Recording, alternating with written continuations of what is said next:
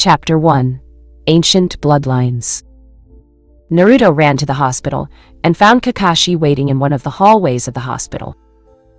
"Hey, Kakashi-sensei, I was wondering if you could help me train for the exams," said Naruto hopefully at his Jonin-sensei.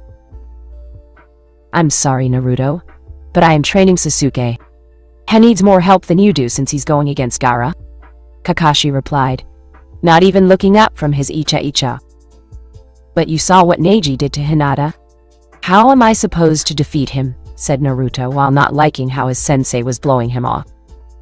"And you saw what Gaara did to Lee. Sasuke might get killed." Kakashi fired back with some sternness in his voice. "And so will I, if I don't get stronger. Can't you just give me a scroll to help me out or something?" Naruto pleaded since anything at this point would do. "Look, Naruto, I can't train you because I don't have any time to do so. Sasuke has a better chance of winning against Gaara than you do against Neji. You can't control your chakra. Your jutsu selection is limited to the academy jutsu, and a B rank kinjutsu. Your taijutsu sucks and your genjutsu is non-existent. Sasuke has a variety of katan ninjutsu, the Sharingan, his clan taijutsu, and a few genjutsu, all of which I can help him with," said Kakashi while Naruto shook in anger. "So that is it, huh?" Naruto whispered to his Chunin. "You have no talent whatsoever, and I can't have my reputation being sullied by you if you lose against Neji," Kakashi continued, still not even looking at Naruto. Had he looked up, he would have seen the pure rage within Naruto's eyes. That was when Naruto finally snapped, and his killing intent soared through the roof, making Kakashi look at Naruto. Needless to say, Naruto was mad. No, he was downright enraged. "So that is how you feel, huh, Hate?" Kakashi flinched at the way Naruto spat out his surname. "Naruto, calm," said Kakashi, but was met with surprising killer intent, and thought he saw a flash of crimson slit eyes instead of Naruto's blue ones. "Calm down. Calm down. Don't you dare tell me to calm fucking down, Hate. After all I have done for this team, you would cast me aside. Who was the one who saved your ass when you got captured by Zabuza? Not Sasuke me. Who was the one who defeated Haku-san? Not Sasuke me. Who was the one that stood against Orochimaru instead of the cowering like a little bitch for an Uchiha? Not Sasuke me. You can't even stick to your goddamn motto you told us when we graduated from your test. Hell, Sakura should have been tied to that training post, and you know it. Those who break the rules are trash, but those who abandon their comrades are worse than trash. You are worse than trash, you hypocritical piece of shit," said Naruto with Kakashi looking at him with surprise. "Naruto, Kakashi tried to explain, but Naruto wouldn't hear of it, and again the eyes of the blonde flashed red. "Don't address me as if you know me, Hate. From now on, you will only address me as Uzumaki, and nothing else in my presence," said Naruto, while Kakashi didn't like that one bit. "I am your sensei, Naruto. I will address you how I see fit," said Kakashi, but Naruto wasn't done, and continued his speech. "And another thing, you are not a teacher. Hell, I bet the closet pervert, Abishu, can teach better than you, and he's one of the weakest shinobi I've ever seen with his rank. What kind of sensei gives personal training to one of his students and leaves the rest to fend for themselves? We could have died in the exam against Orochimaru because of your blatant ass kissing of the Uchiha, you son of a bitch," said Naruto angrily. "Naruto, that is no way to talk to your sen," Kakashi started as he tried to reprimand his volatile student. "Sensei, you have no right to have that title. All I see is an Uchiha cocksucker. You know what?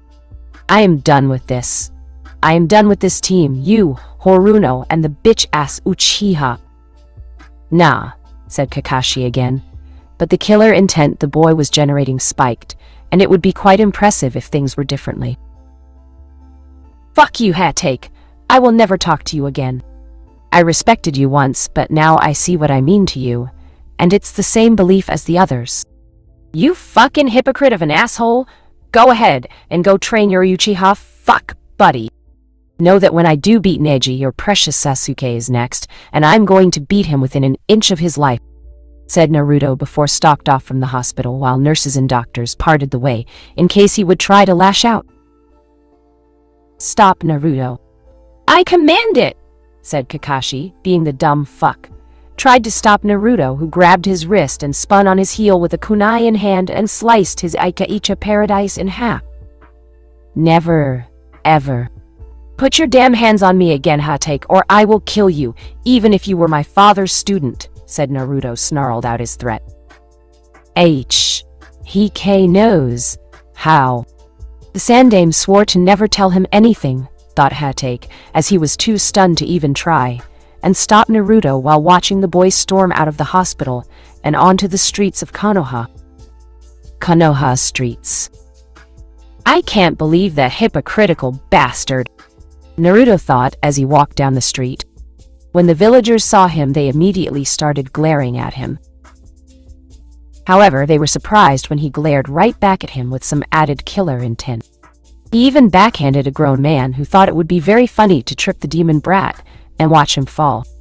As soon as he did that, the crowds parted for him to go through, not willing to agitate the demon brat even more than he already was. His own heightened hearing picked up their frantic whispering. "Did you see that? I told you he was a demon. Only a monster would attack a poor defenseless man. We should have killed him when he was a baby. Monster! Demon! Freak!" Naruto was barely able to restrain himself from lashing out at the idiots he swore to protect. "Hold it, Naruto.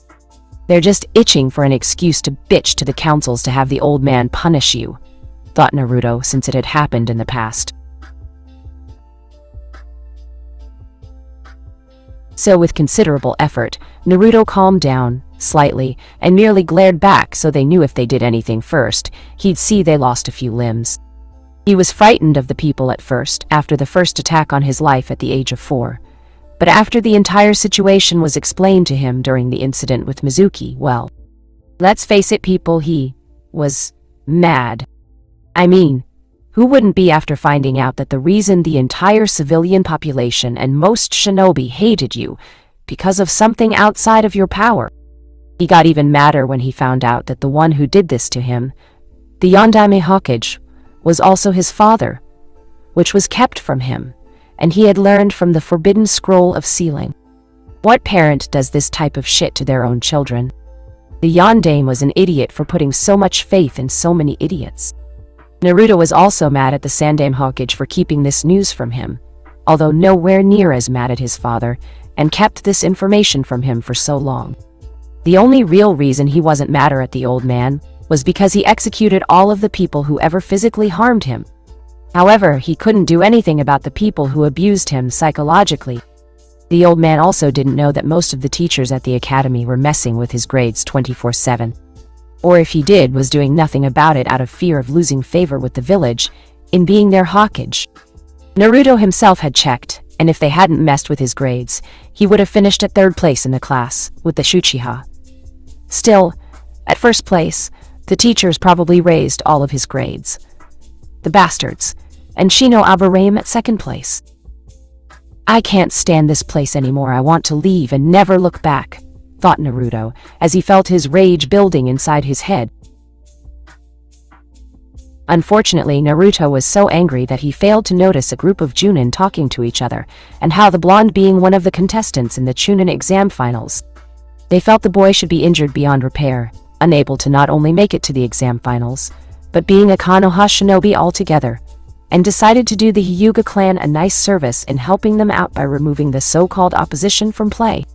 The group waited until Naruto headed for a more secluded location before striking the blonde, and began beating him within an inch of his life like so many had done before in the past. Not knowing a reptilian figure was watching the events before him unfold with hunger in his eyes. And he was not Orochimaru. Filthy humans, to think the Raiden the Elder God favors you. Why he does I will never understand, said the figure, making the shinobi around the bleeding Uzumaki to look around them to see no one was there. Who's there? Show yourself, said the leader of the group before he cried out in pain when an invisible clawed hand went through his torso. Why do that, human? When this is so much easier, said the reptilian voice before the invisible creature bit into the shinobi's neck and quickly slaughtered the other shinobi before they could attack. Monster, said one shinobi, seeing the creature become visible, but wished he had not, as the creature dripped acid from his mouth and shot it at the dying man. Fool. Now, what to do with you? Your scent seems familiar. Tainted in a sense. No, not tainted. Locked away, yes. That's what I smell. But why is it familiar? Wait. Could it be he's... But I thought the child died shortly after birth. And that was ages ago, before the 10th Mortal Kombat tournament that vile sorcerer failed to secure Earthrealm in the name of Outworld. Could this weak child be his progeny's long line of progeny? I must take him before the Emperor, and quickly, given the nature of his wounds, said the lizard-like creature, picking up the unconscious bleeding boy before using the amulet given to him to traverse the realms. With the Elder Gods. Elder Gods, I ask of you for permission to stop Reptile from taking the boy to the Shao Khan, said Raiden while he stood before his fellow Elder Gods and saw each of them looking back at him. No, Raiden, you will not stop this. We forbid it, said one Elder God to Raiden's right. The boy is a threat to Earthrealm if he falls into the hands of Shao Khan. Surely you see that, said Raiden while the Elder Gods frowned at him. You set things in motion when you took the offspring of Shao Khan and Sindel away from them all those years ago. You brought his progeny to Earthrealm to be the final deterrent against the Emperor, in a last resort should the conquest of Earthrealm be assured, and instead that boy grew to become what the people now call in this time the Sage of Six Paths, said another Elder God behind Raiden. It was necessary. I couldn't risk Shao Kahn's offspring growing up to be stronger than his sire and lead a campaign against Earthrealm. We would have never survived had the child been raised by his father. The same will happen with this boy holding the strongest of the Biju in him, said Raiden with the eyes of the Elder Gods glowing around him. We know about the boy's burden, Raiden. Uzumaki Naruto is his descendant, born in Earthrealm with the blood of the Emperor Shao Khan of Outward running in his very veins, and therefore can traverse between the two realms without reprimand from any of us. However, Shao Khan is still forbidden from invading Earthrealm, and we have long since ended the Mortal Kombat tournaments to ensure the safety of the realms long after his final attempt at invading it. If we allow you to go through with this, then all the restraints put in place to stop Shao Khan from invading Earthrealm will be cast down, and nothing will stop the Emperor from having his vengeance for what you did ages ago. That is our decision on this matter, Raiden. Cross us on this matter, and you will be stripped of your status as an Elder God before being cast down, said another Elder God in front of the Raiden. Sighing in defeat, all Raiden could do was watch events play out and hope his actions many years ago didn't come back to haunt him. Outworld Emperor's Palace. Master Shao Khan, I bring something of importance before you, and requires your full attention on this matter, said Reptile, as he kneeled before the Emperor of Outworld and holding the child out before the man. And this dying child, you bring this weak thing from Earthrealm before me. For what reason, Reptile? Said Shao Khan while seeing the blood from the boy staining his floor. He is no mere child, my Emperor. I have come across something of great importance in my travels into Earthrealm, said Reptile while the Emperor did not look impressed. Speak! Tell me what you've learned that it would include bringing this child to me, said Shao Khan with his guards looking ready to strike down the lizard warrior should their Emperor command it. This child, he's of your bloodline, said Reptile with Shao Kahn's eyes widening and was instantly upon him with a fist to the reptilian man's neck. You lie. I have had only one child brought into the world, and my son was proclaimed dead shortly after breathing his first breath as Prince of Outworld, said Shao Khan, with the pain of losing his progeny still hurting him to this day.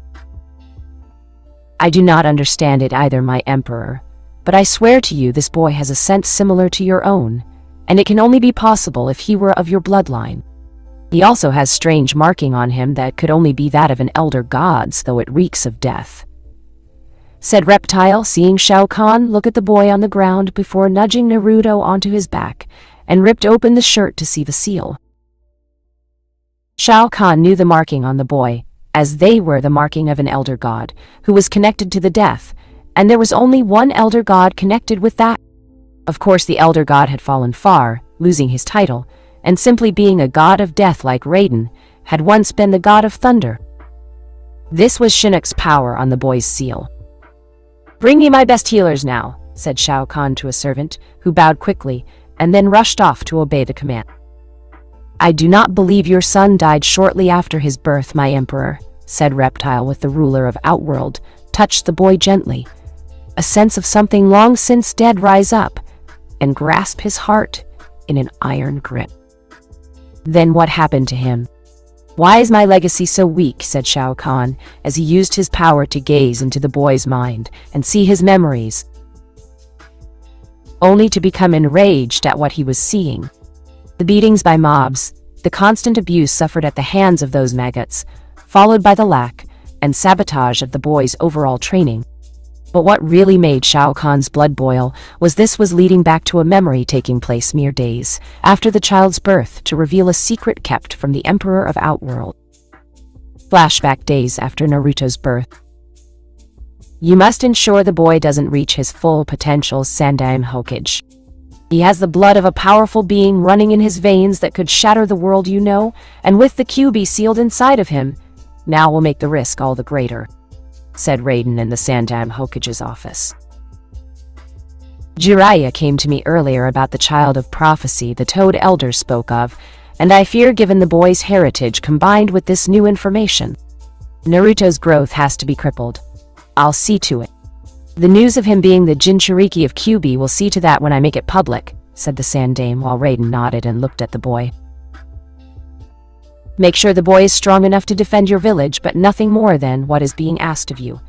And make sure agents are in place to kill him should any of that kind of power manifest itself. The bloodline of the Emperor must not reach its apex in this realm, and given what he now holds, I am tempted to strike the child down now, if not for the elder gods forbidding it," said Raiden with his hand covered in lightning. End flashback. "Raiden, he took my son from me. Curse you, Thunder God!" yelled Shao Kahn, before he punched a nearby pillar and turned it into rubble. "This boy is your legacy," said Reptile in shock, while many of the Emperor's generals and servants looked on with horror at what befell their leader. "This complex seal is empowered by none other than Shinnok himself. Prepare a room for the child and tend to his injuries immediately. Know that if he dies, you will beg for the Elder Gods to save you, and the demons of the Netherrealm to torture you for eternity in their domain," said Shao Kahn, with the healers arriving and armed guards assisting in taking the boy to an assigned room to help Naruto recover. "I saved the boy from being beaten by the people in his village, my emperor. They were speaking of him partaking in some kind of tournament called the chunin exams and how they were going to make sure he didn't compete," said Reptile with Shao Kahn's eyes narrowing, and the fire from them creating smoke from the intensity. "You have done me a great service, Reptile. Name your reward, and I will grant it if such a wish is within my power to grant," said Shao Kahn, seeing Reptile bow before him. "I can ask for nothing from you, my emperor, but if it were possible, I would like to help train the boy and see his development grow," said Reptile with Shao Kahn, nodding in agreement. "Done. Now leave my sight. I must think on what to do regarding my legacy," said Shao Kahn, seeing Reptile bow, and leave the Emperor's throne room while the man's mind was going through what he knew of the boy's own memories and the creature he held. Sometime later, Naruto stirred awake as he felt consciousness reach him and saw he was in some strange place that was quite dreary in a horror movie kind of fashion. His vision was blurry at first, but Naruto could see and feel the dark energies of this place he was in. Surprisingly enough, the blonde didn't feel afraid of such things, but rather was comfortable in them like it was natural, and wished to embrace more of what was making it happen. Wincing slightly, Naruto noticed his hand above the bedsheet was bandaged, and frowned since he had always healed fast. Ever since the Forest of Death and the fight with Orochimaru, his whole body felt out of sync. At least it did until now, and his body felt better. Far better, actually. He hadn't felt like this since ever. "Are you okay, young one?" he heard a deep voice above him ask. "Yay, I think so, Mist. Holy shit, you're huge," Naruto exclaimed as he looked up to the person he had walked into. The guy stood at 7'3" and had rather broad shoulder. He had a helmet on his head that spoke of a warlord. The front of the mask was made of bone, his eyes were crimson red, and had some wrinkles covering his face. He was wearing armor along his shoulders and his elbows that gleamed in the light of the room with dried blood. His torso had leather straps forming an X shape, while a dragon-like symbol was at the center of it. "Obviously," said Shao Khan with a smirk, knowing his form was intimidating. "I'm sorry if I stated the obvious, but I've never seen anyone like you before, or even this very place I'm in now," said Naruto while getting up, looked up at the man now with a questioning look. "One of my agents found you being attacked and brought you here to be healed," said the Emperor of Outworld, while a female servant wearing clothes that would have made a certain Toad Sannin get a nosebleed enter with clothing for Naruto to wear before she left the room. "Oh, thank you. Where am I exactly?" said Naruto while getting dressed behind a portable screen in black combat boots, black pants with a red sash, and in red armband with a symbol of a dragon in black outline on it. "We are in the realm known as Outworld. Follow me," answered the man before leaving the room, never once stopping, as he continued through the palace, and Naruto right behind him. "Say what now?" Naruto frantically yelped, as he couldn't believe what he was hearing, and saw Shao Khan turn to face him. "You see, there are more dimensions out there, one being Earthrealm." "Your world," said the Emperor while hating the fact the boy was born in Earthrealm. "Earthrealm," said Naruto, still not understanding. "Yes. There is Earthrealm, Hell, the Netherrealm, Heaven, Limbo, Edenia, Outworld. And then there are the hundreds of different worlds that have been joined with Outworld," said Shao Khan before walking into the throne room, where soldiers and servants of all ranks bowed to the two of them. "So you're telling me that there are like 1,000 different worlds out there, and right now I'm in one of those worlds?" Naruto asked. His mind had just been completely blown, and rightfully so given this information. "Yes. My agent Reptile, who saved you from the attack, told me you are competing in a tournament of sorts, and I wish to help you win. How about I train you for these chunin exams?"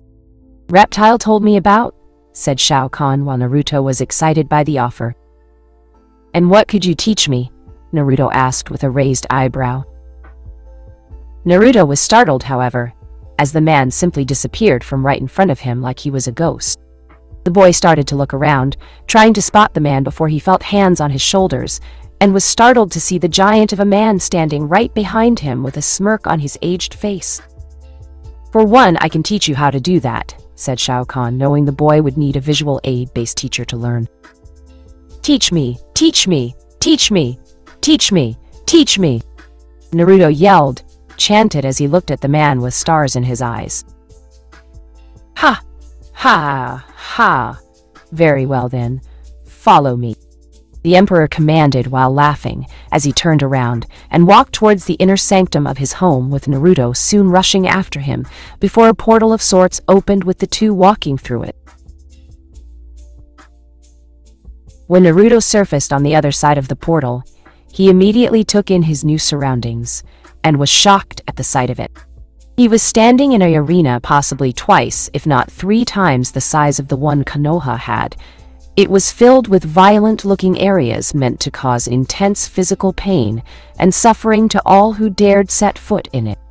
This place had large creatures chained down, watched over by their trainers, and other kinds of beings now entering the arena that didn't look fully human.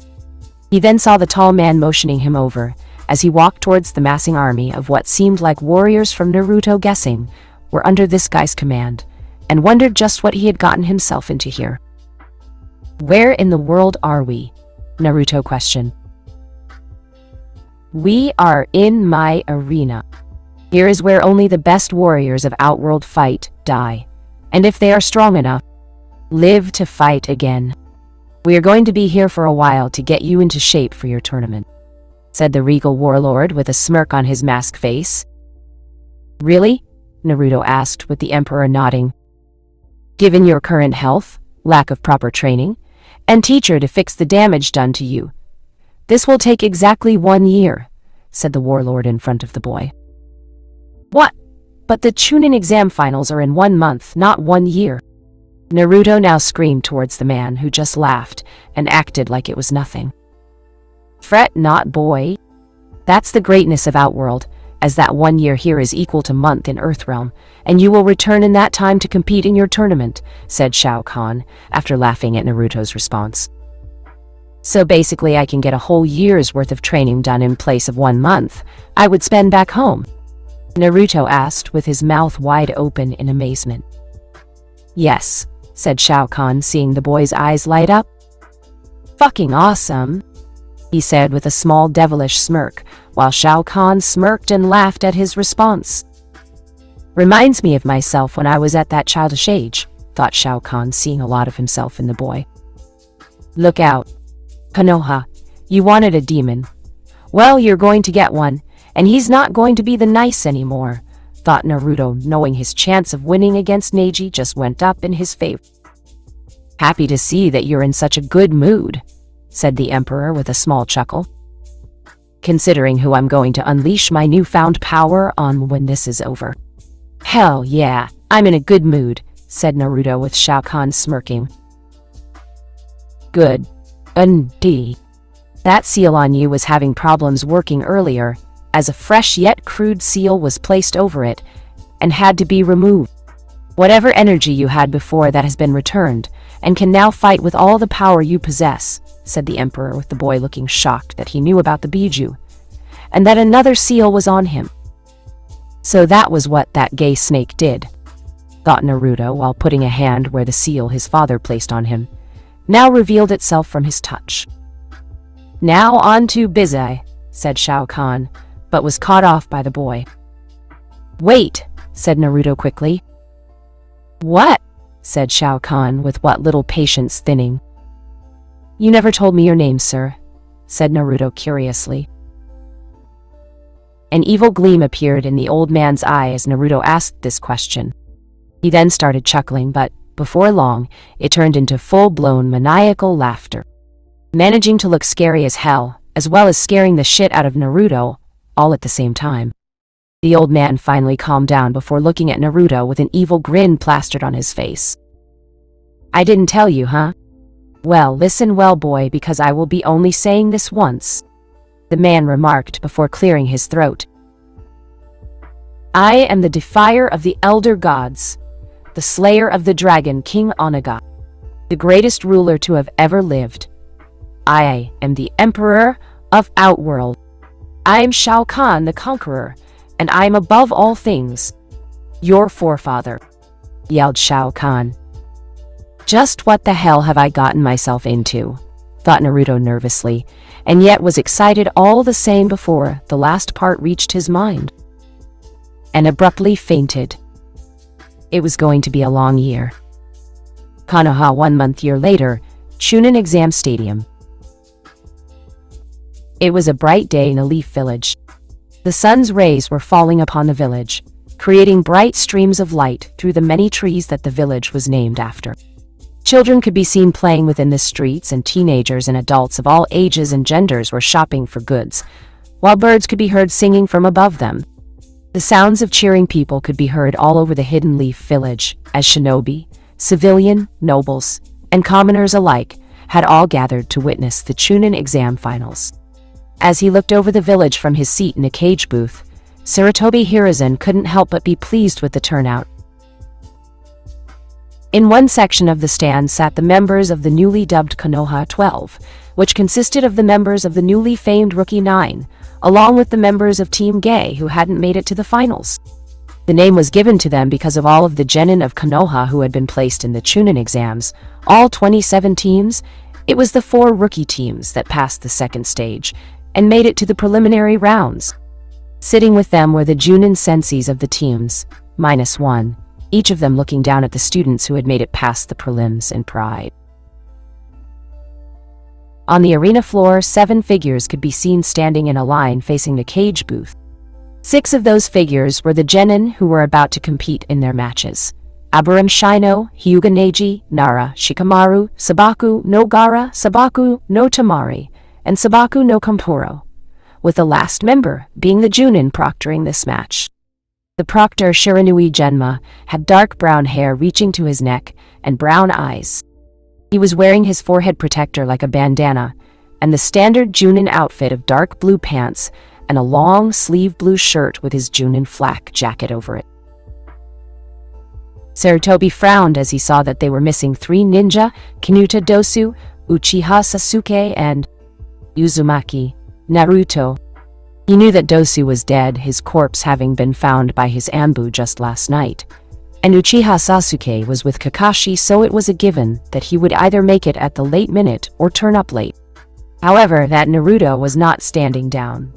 There was worrying. He knew the blonde would never miss a chance like this. Sarutobi couldn't help but wonder if something had happened to him. "Sir, there is still no sign of Uchiha Sasuke, but we have a few squads searching for him," said a Junin before he leaned over to whisper into his cage's ear. "I see," said the Sandam simply. "Sir, do you think it's possible Orochimaru may have already gotten to the boy?" questioned the man. The Sandame didn't let his subordinate know what he was thinking. With several decades of ninja experience, he had learned the art of keeping his face emotionless. However, the thought that Orochimaru may already have gotten his hands on Sasuke was worrying. The boy had been with Kakashi, and while Sarutobi planned on having words with how the man had taken up favoritism with his squad, the Sharingan-toting Junin was still one of his best shinobi. Before he could reply to Junin's words, however, he caught sight of a pair of white and blue robes out of the corner of his eye. Upon seeing them, he turned to greet the arriving Kazekage. "Kazekage Dono, you must be tired from the long journey," he greeted cordially.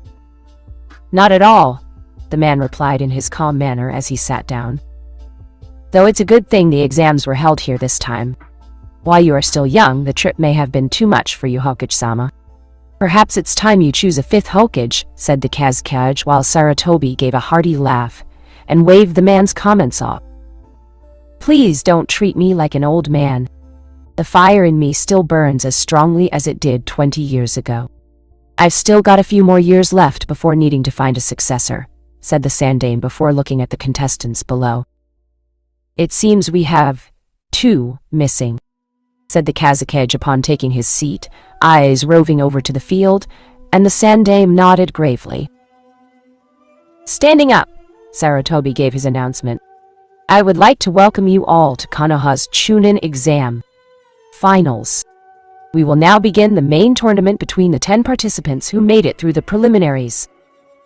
The crowd began to cheer as the Hokage finished his announcement. Sarutobi nodded towards Genma, who turned to look at the contestants. "I'm the proctor of the finals. My name is Shiranui Genma. So you all know who you are facing, correct?" Everyone nodded. "Take a look. This is the lineup for the main matches," said Shiranui. Genma held up a sheet of paper with the matches shown on it. "Ready to change up with me fighting a girl?" "Joy is me," thought Shikamaru sarcastically, since he didn't want to fight girls. As you can see, there will be 5 matches in the first round. Now, while the arena is different, the same rules from the preliminaries apply. "Any questions?" said Genma, looking at the current contestants. Nobody spoke as Genma now began the exams. "Will Uzumaki, Naruto, and Hyuga Neji please step forward? All other contestants go to the fighters' booth." Konoha Stadium stands. "Sasuke-kun is not here. Neither is Naruto, either," Ino said, as she sat by her best friend turned enemy. "Who cares? It's not like he's even going to be able to beat Neji. Now he is a genius, just like Sasuke-kun," Sakura sneered. "But Sakura, that's your own teammate. At least have some kind of faith in him," said Ino, slightly put off by how casually Sakura just brushed off Naruto and hoping Neji would hurt the fellow blonde. "The day I have faith in that baka is the day hell freezes over," said Sakura simply. Konoha Stadium, stands, Junin side. Yugao, Hayate, Kurenai, Anko, Hana, and Izuma sat within the crowd as they watched the proceedings. Kakashi was late with his student, though no one really cared for either one, after hearing how the Junin blew Naruto off to train the Uchiha personally. "This fight is going to be fun," Anko spoke with glee. Kurenai looked at her best friend and smiled. "Yes, I agree." Hayate coughed and spoke. "So who do you think is going to win this fight?" This got everyone's attention. "More than likely, it's going to be the Hyuga. I'm afraid. It's a shame because I know that Uzumaki Gaki is looking to avenge the Hyuga heiress after what happened in the prelims." Yuga replied. "Well, you never know, Uzumaki. Naruto is known for surprises. He just might pull off an upset and throwing everyone for a loop." Asuma spoke since Naruto had a history doing that. "Let's all see, shall we?" Hana interjected, wanting to see the fight. Arena floor.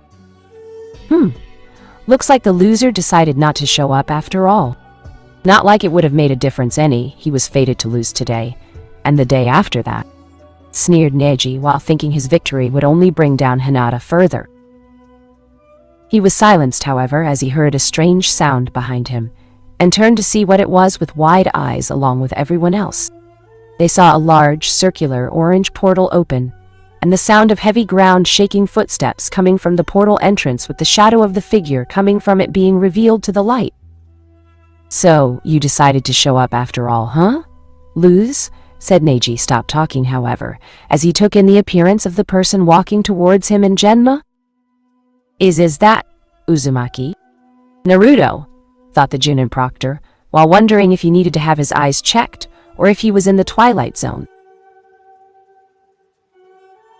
Gone was the 4-3, orange-loving knucklehead of a ninja. What stood in his place was a whole new warrior altogether. This boy, no, man stood at an impressive 5'7". His spiky blonde hair was now down to his shoulders and held in the back by a ponytail. He had gone from scrawny to ripped. He had muscles bulging damn near everywhere. It was really visible since he was shirtless with black X-shaped leather going across his torso with a dragon emblem holding it together in the middle. He was wearing black ambu-style pants with a dark red belt, black combat boots, had on dark red shin and forearm guards with jagged edge greaves, black gauntlets stained in dried blood, and he had his Konoha headband loosely hanging around his neck. Naruto even had what appeared to be a dragon emblem tattooed on his left pectoral. The dragon was a metallic gray surrounded by a black circle, looking menacing in the sunlight. They only knew it was Naruto due to the whisker marks on his cheeks being thicker than usual, as the usual spiky blonde hair was covered by a metal helmet with a bone-like front that protected the upper part of the face, and his blue eyes were now crimson red with slit pupils. The crowd, and more specifically everyone from Konoha, was stunned silent at his new appearance. The only reason that they were able to identify this new person as Naruto Uzumaki was because of the blonde spiky hair and the 3 whisker marks he had on each cheek. The stadium was completely silent for one moment. Then it erupted into sound with a few simple words they spoke and thought next. "What the fuck?" Chapter 2. Test. The stadium erupted into frantic chatter as everyone was trying to find out what happened to the demon brat. "What the fuck? I thought he was supposed to be some scrawny looking idiot wearing kill me orange. No, not that thing standing down there," said one person in the stands. "Oh my Kami, he's so sexy," said one woman, not from Konoha. "What the hell happened to the brat?" said one leaf shinobi of chunin rank. "Do you think it was the fox?" said a civilian, whispering to another. This seemed to be the collective thoughts of all within the stadium. Stands. "That's Naruto. Ino asked, shouted as she saw the new and very much improved version of the blonde knucklehead. Sakura was staring too, but was in denial. She was trying to convince herself that there was no one who could look better than her Sasuke. Choji was frozen in mid-chew and staring at Naruto. Kiba was smirking. He had a feeling that the match with Neji was going to be extremely brutal. Hinata was currently holding her nose to prevent the ever-massive nosebleed that would have erupted when she saw Naruto's muscles. Down in the arena, Temari was staring at Naruto while trying to hold back her own with less noticeable effort. Wow, this kid went from loudmouth squirt to hot stud in less than 1 month. I hope he's still single. Hubba, hubba, hubba, she thought while her face was red. So Temari's got a crush on him. Blackmail material, thought. Kankuro was noting the look on his sister's face and was grinning as he knew that he could use this as blackmail material for later. Shikamaru, eyes were wide but he still had that bored look on his face. Troublesome, he said out loud, knowing Naruto's face was in the dictionary when it came to the term. Maybe he can help me prove my existence, thought Gaara had on a slight sadistic smile as he stared at the blonde. Shino was wondering what had happened to the boy that made him change so drastically in such a short time. He was also starting to wonder how he was able to do that thing when he entered the arena. Arena floor. "And Naruto Uzumaki?" Genma stuttered, asked, just as surprised as everyone else. Naruto simply nodded towards Genma as he focused his attention on a still stunned Neji. "Damn boy, been hitting them weights," chuckled the proctor. "And them steroids apparently," thought many of the Chunin senseis in the stands. Naruto simply chuckled. "Yin, so the dead last finally decided to show up," Neji snidely remarked, finally getting out of his shock. "Don't you know that no matter what you do or however you look, you will still lose? Because fate has decreed that I shall be winning today." Naruto simply stared at him as if he were a bug, which in Naruto's eyes he was. "Now the match between Neji Hyuga and Naruto Uzumaki will begin," Genma said, smirking. Genma then decided to get the hell out of there because he had a feeling that this was going to be a rough one. The other contestants all filed out of the arena and went up to the fighter's box. Up in the stands, two Chunin, Kotetsu and Uzumo, both sat and watched the match. "The kid's come far," Izumo said simply. "Yeah," Kotetsu said, "but is the kid strong enough to fight the prodigy of the Hyuga clan?" In the arena, Neji faced Naruto and crossed his arms.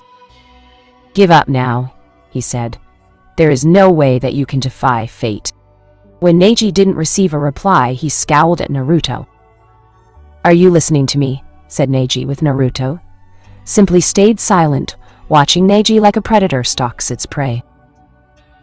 While his mind was going back to when he was training with Shao Khan and the power he wielded to bring his legacy to this point, along with the truth of his heritage. A heritage that was centuries, if not a millennia, in the making, that was denied, thanks to a fearful god seeking to usurp evil and his progeny. Flashback, Outworld Arena. "Again," said Shao Khan, seeing his son's long-line descendant brutally fighting a small army of Tarkatan demons and doing impressively well. The boy had gone on a much more nutritional diet after a combination of Shao Kahn's own power fused QB with Naruto, which wasn't the most pleasant thing given the memories of the fox, and growing of Naruto's body structure growing. That had been a very painful ordeal, which was saying something given Naruto's past experience with pain, and could not hold back the screams that came from his mouth. When it was over, Naruto was bedridden for a week. The means to use his body were basically reset, and the next month in Outworld was spent relearning how to use it. Though if there was one thing in Uzumaki with the ancient bloodline of Emperor Shao Kahn had going for him, it was being a quick learner. And in Outworld, it was a necessity. When Naruto was told how the elder god Raiden had set things in motion for the abuse suffered at the hands of the village with the Sandaime Hawkage, and to stunt his growth simply due to the fear of some kind of prophecy, well, the boy was pissed off. Super pissed off that several soldiers were on the receiving end of Naruto's wrath. Shao Khan further explained how the rules of the Elder Gods allowed Naruto to travel back and forth from Outworld to Earthrealm without their interference. So the blonde could visit anytime and even seek Shao Kahn's advice on matters since he was still young. If the Elder Gods tried anything, it would cause the laws they set in place to shatter and allow the Emperor of Outworld the right to invade Earthrealm, if not demand a restart of the Mortal Kombat tournaments to decide the fate of all the realms. The end result of Naruto training had allowed the boy to gain a great deal of muscle to his body, leading to his 1 year of training in Outworld, which made many of the female servants blush and look at him with lust. A fact Shao Kahn would mention from time to time in front of Naruto, and the Uzumaki took with a sense of pride in making the female gender weak in the knees. Though while muscle was a given with all the training, Naruto also developed in human agility, which he acquired in combination of Shao Kahn's painful teaching methods for him to dodge, and Kyuubi's fox-like agility to outmaneuver others in a pinch. "Anyone else for me to take down my forefather," said Naruto with Shao Kahn, smirking and snapped his fingers from his position on the throne. "Goro, Kintaro, Shiva," called Shao Kahn with the trio of Shokan now ready to fight the Uzumaki. "I had to ask," said Naruto before the Shokan attacked him, and with the intent to kill. End flashback. Neji just smirked, thinking his opponent was afraid, and activated his Byakugan. "Don't feel like talking. Fine, let's get this beating started," he said, smirking. "Watch closely, Hanabi." Hayashi Hyuga, the patriarch of the Hyuga clan, said to his youngest daughter. "Why?" said Hanabi while staring at this monster of a shinobi facing her cousin. "There is no other Hyuga who has blood thicker than Neji's. He is a true Hyuga prodigy," said Hayashi, though even he felt some form of fear at this. The young girl simply nodded, showing that she was listening. She watched, wanting to see if the boy really could fight. In the arena, Neji charged at Naruto, who just stood there and seemed unafraid of being hit by the infamous taijutsu of the Hyuga clan. Just as Neji was about to strike him, he moved skillfully to the left and, at a speed even Neji couldn't track with his Byakugan eyes, and backhanded the Hyuga away from him. Neji rolled about 10 feet away from Naruto before stopping and quickly getting to his feet in shock. "What the hell was that?" thought Neji as he nursed the right side of his face. He wasn't anywhere near that strong or fast when he fought the Inuzuka. 1 month of training shouldn't have given him this much power. "Whoa!" were the collective thoughts of everyone who knew Naruto and knew that he wasn't anywhere near this strong a month ago. So it seems you've gotten a little bit better since your last fight. Doesn't matter, since you'll still lose to me like my useless cousin did in the chunin exam prelims," taunted the Hyuga, as he was now cautiously stepped towards Uzumaki and saw him being unaffected by the comment. "But it still doesn't mean a damned thing." Neji charged at Naruto and unleashed a barrage of Juken strikes. He became frustrated as Naruto simply dodged and deflected all of his strikes. "Holy shit. This is the kid that used to go around wearing an orange jumpsuit shouting about how he would be Hokage one day," Izumo said in amazement. "He just might be able to do it," Kotetsu chimed in. In the stands, Hanabi was currently staring at Naruto. She had been taught that power was everything, and that was currently showing. "God damn it, stand still so I can hit you," yelled out a furious Neji, while Naruto simply laughed at the Hyuga as he continuously danced around the Juken strikes.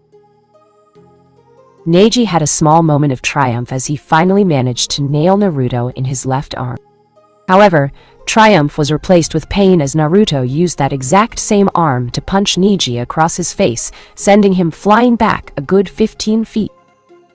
The stadium was once again shocked as they saw the supposed dead last loser strike the Hyuga prodigy. "Really, Neji? Is this the best you have to offer? How disappointing!" Naruto finally spoke, shocking everyone by his now deep voice was while he taunted the Hyuga with a smirk, and he saw Neji go red in the face upon hearing him comment. "Disappointing, disappointing, disappointing." I'll show you a fucking disappointment, yelled the enraged Hyuga as he slipped into a new stance that had many of the Hyuga clan members in the crowd gasping in shock. You're within my field of deviation. With that, he charged straight at Naruto. Had he had a clear head instead of an anger-driven one, he would have noticed that Naruto didn't move at all, and instead, let Neji get within striking range. 8 trigrams. 64 palms, stated Neji as he started using his clan's prized skill to close all of Naruto's chakra points. Had he paid attention, he would have noticed that Naruto never even flinched when Neji started his assault, nor did he move an inch from his spot. What the hell has Naruto been up to this past month? Asked a gobsmacked. That's what I want to know too, thought Sakura, while her anger at the blonde being this strong only infuriated her further, since she felt Sasuke should be the one with this power, and not the monster fighting Neji. He's taking all of those Jukin strikes as if they're nothing. Hey Hinata, can you check and see if Neji is even closing any of Naruto's chakra points? Said Kiba, knowing his own teammate could see what was going on. Hi, muttered the shy Hyuga heiress as she activated her Baikugan before gasping. What? What do you see? Said Ino, seeing Hinata staring intently at Naruto. Amazianang. Neji no Aisan's chakra hasn't even scratched any of Naruto-kun's chakra points, she said, much to the amazement and disbelief of all of those around her. Bullshit, sneered Sakura at Hinata. What? Said Ino, surprised by Sakura continued putting down of Naruto in this fight. Your Byakugan must have a defect in it. There is absolutely no way in hell that Baka is withstanding all of those hits. He must be cheating somehow, stupid Narubaka, said Sakura, while Hinata ignored the dumb fangirl, however, as she looked away from where Neji was striking Naruto with his Jukin strikes, and allowed her X-ray vision eyes to travel a little bit farther down south on the body of her crush. He's so big, she thought as she fainted with a little blood leaking down her nose. Hinata, what happened? Why'd she collapse? Questioned a frantic Kiba as he saw his teammate Crush knocked out in her chair with blood leaking out of her nose and a perverted smile on her face. Back to the fight. Wah, what the hell? Huffed a tired Neji as he finished his assault. Why haven't any of your chakra points closed? Is that it? Because honestly, that was pathetic, asked a bored Naruto as he stared at Neji, looking at him at shock at first, before anger replaced it. This isn't possible. He should be weak, pathetic, a commoner in his truest form. So how is it possible he's doing this? Thought Neji, simply gritted his teeth, as this commoner actually had the audacity to mock him. A member of the strongest clan in Konoha, the Hyuga clan. Since you're beginning to bore me, began Naruto with a sigh, he immediately put Neji on his guard. I guess I'll go on the offensive now, instead of defensive. Neji didn't have any time to react as Naruto suddenly vanished from the spot he was in and appeared directly in front of him. He was knocked up in the air as Naruto hit him with an uppercut. Before he could fly away, however, Naruto quickly grabbed him by the ankle, turned around and slammed Neji face first into the ground so hard the ground created spiderweb cracks. This caused many within the crowd to cringe at the impact from the sound and the violent vibrations. He then lifted Neji up by the back of his head and started repeatedly punching him in the stomach. Many of the viewers started cringing after every hit. Hell, a few threw up. The impact of each hit echoed across stadium. You could literally hear Neji's ribs cracking and breaking. Wham! Wham! Wham! Wham! Wham! Wham! Finally, after the 30th punch to the sternum, Naruto threw Neji high up in the air, and everyone saw the nearly broken body of his enemy. As he was coming down, Naruto's body was surrounded by a mysterious red aura as he, with great speed, flew up in the air and kneed Neji in his jaw, or what Shao Khan called the uplifting knee strike during their training together. Neji sailed a long distance across the arena before crash landing on the ground, causing him to cough up copious amounts of blood. Cage booth. That was a rather brutal genin you have there, Hokage Dano. I must say his ruthless fighting ability rivals that of Gaara, commented the Kazakage, after pausing to find the suitable word for what he just witnessed. Since when the hell was the Kyuubi child this powerful? I just might have to dispose of him before he becomes a thorn in my side, thought Orochimaru while seeing the brutality the Kyuubi Jinchuriki unleashed on the Hyuga boy. Yeah, well, he's not usually like that at all, said a dumbfounded Sarutobi. I feared as much.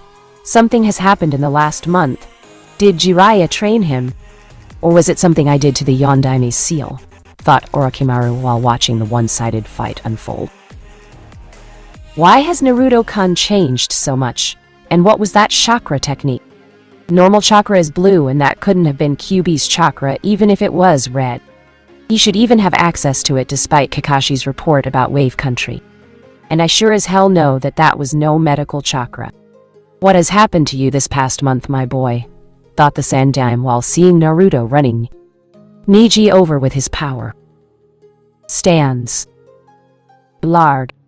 Puked Choji, after witnessing one of the most gruesome displays of brutality he has ever seen. Shikamaru simply stood there with wide eyes and a gaping mouth. No one could really tell if Shino was disturbed or not, however. If you looked real close, you could see sweat dripping down his forehead. The rest of the genin, except Hinata, who was still unconscious, were stunned into total silence. My God. Azuma's words pretty much wrapped up what all of the Junin and Chunin were thinking. Well, except for one. I think I'm in love, yelled an extremely aroused Anko with hearts in her eyes as she gazed upon Naruto and all of the blood he had spilled.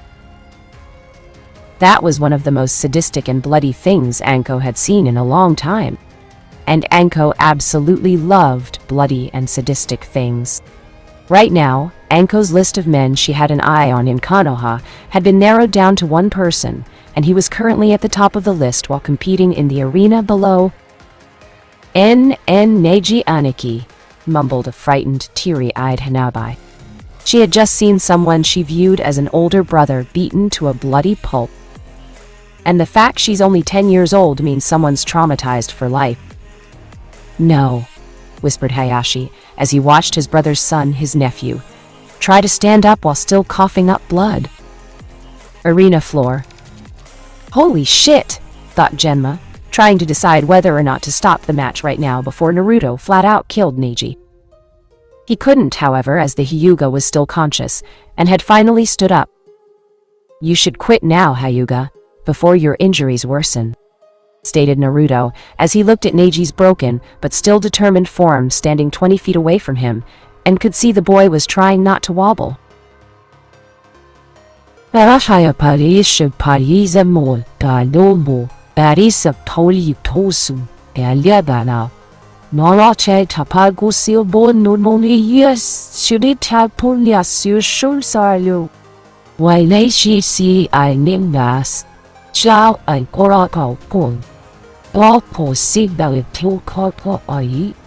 I know.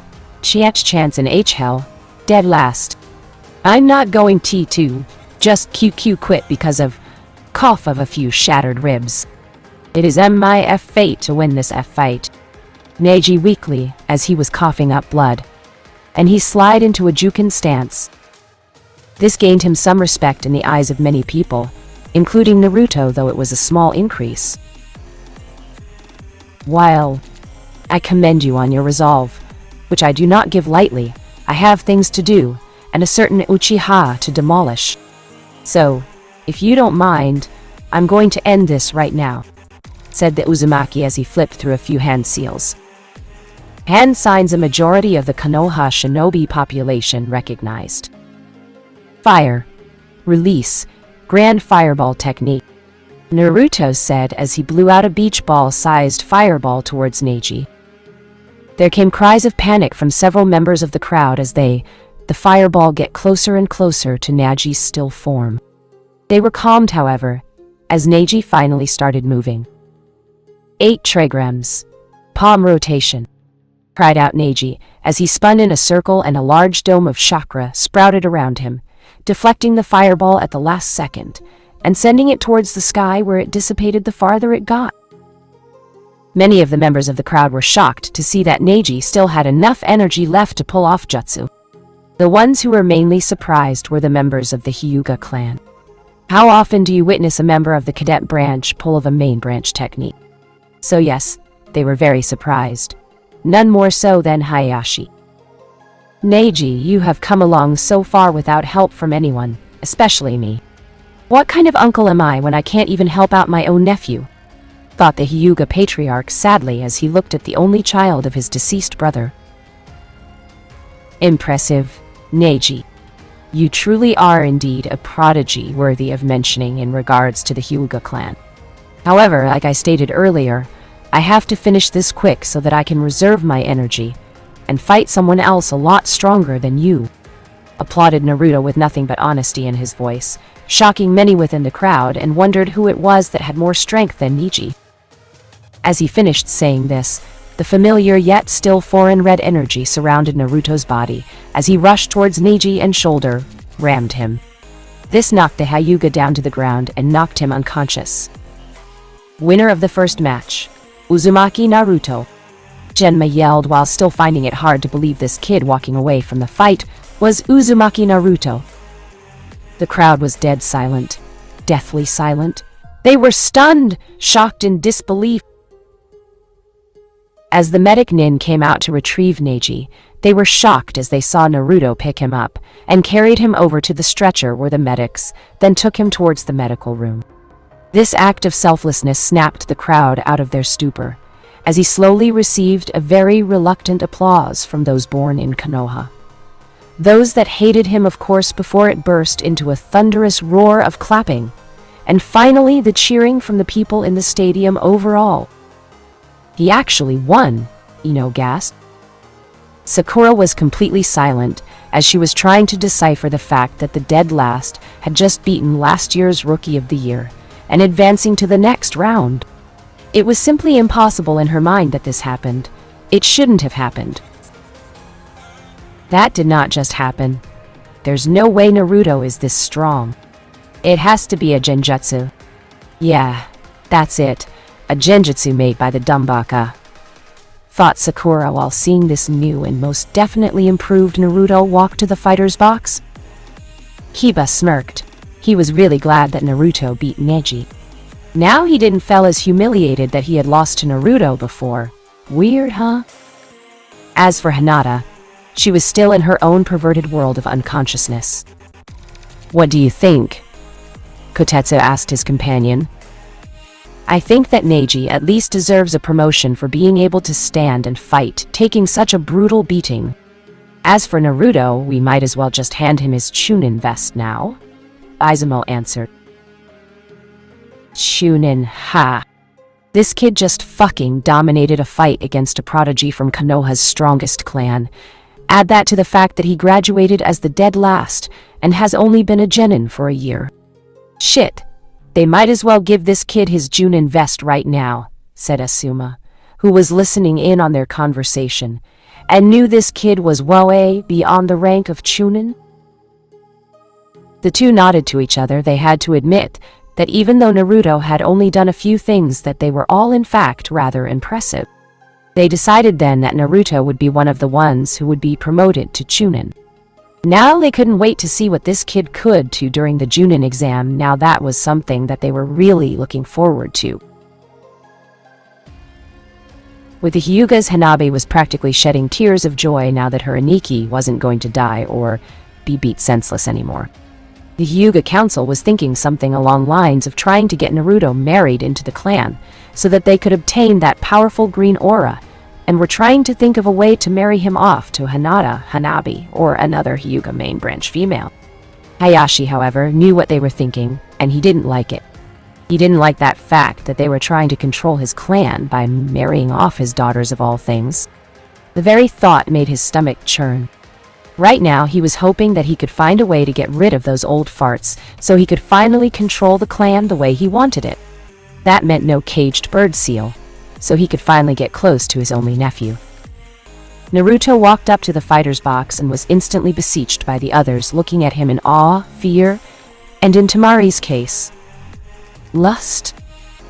"Naruto, how the hell did you get so strong?" Shikamaru asked.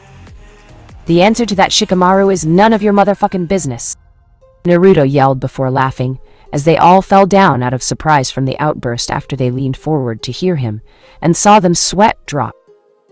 "Troublesome blonde," muttered Shikamaru as he got up off the floor and rubbed his forehead.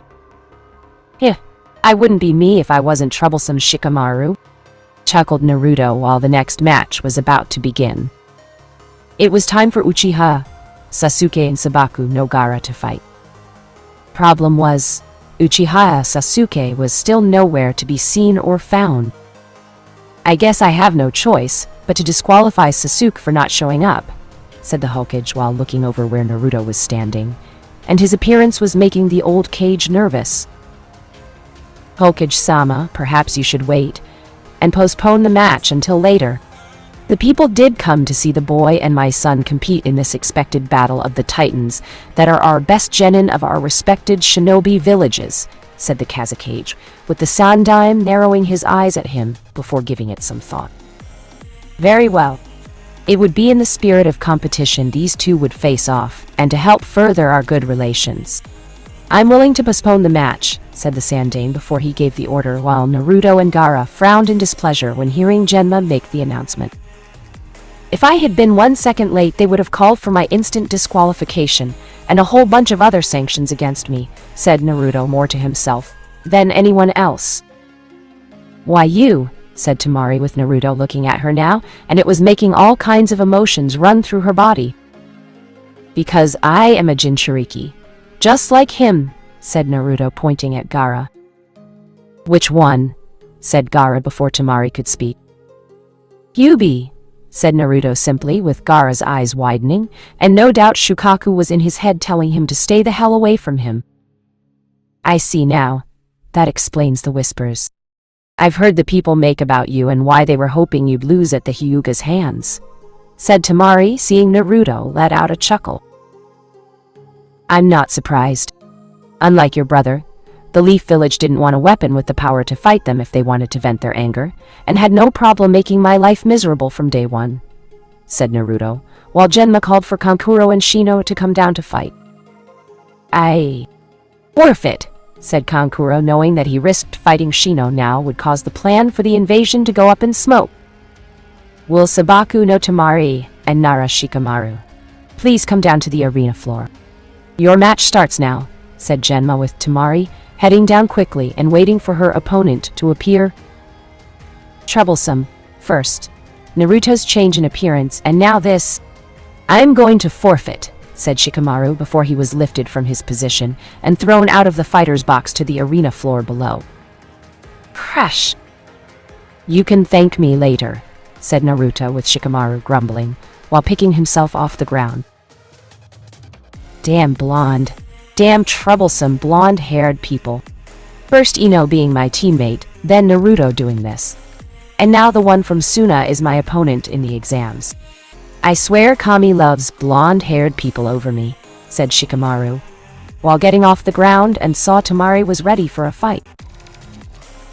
Just for that, I'm going to beat the laziness right out of you.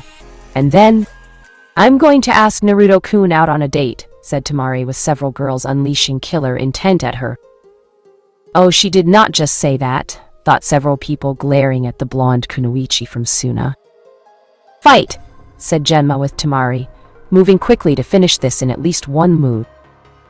Oh, holy crap, said Shikamaru as he underestimated Temari's speed and barely dodged the hit from her iron fan.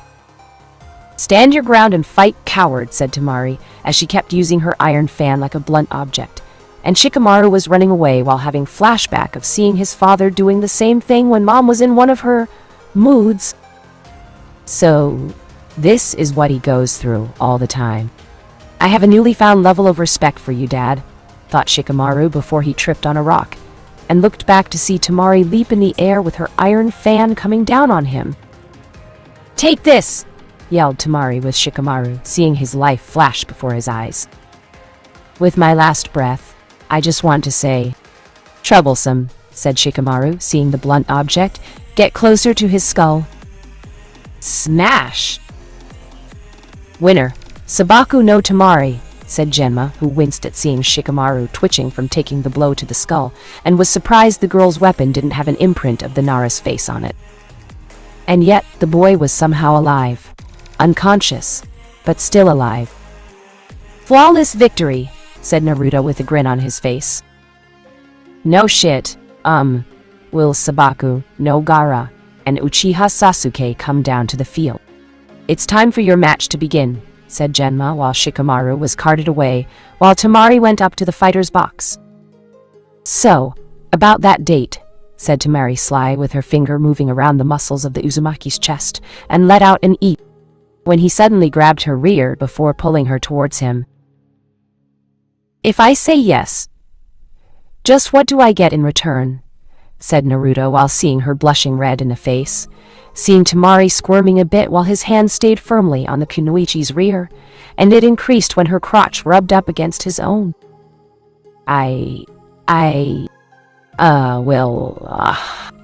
Think of something, said Tamari in a slightly squeaky voice while Naruto just grinned further like a madman. I'll hold you to that, Tamari-chan, said Naruto before he let her go, as the now flustered and aroused woman tried to focus on the arena.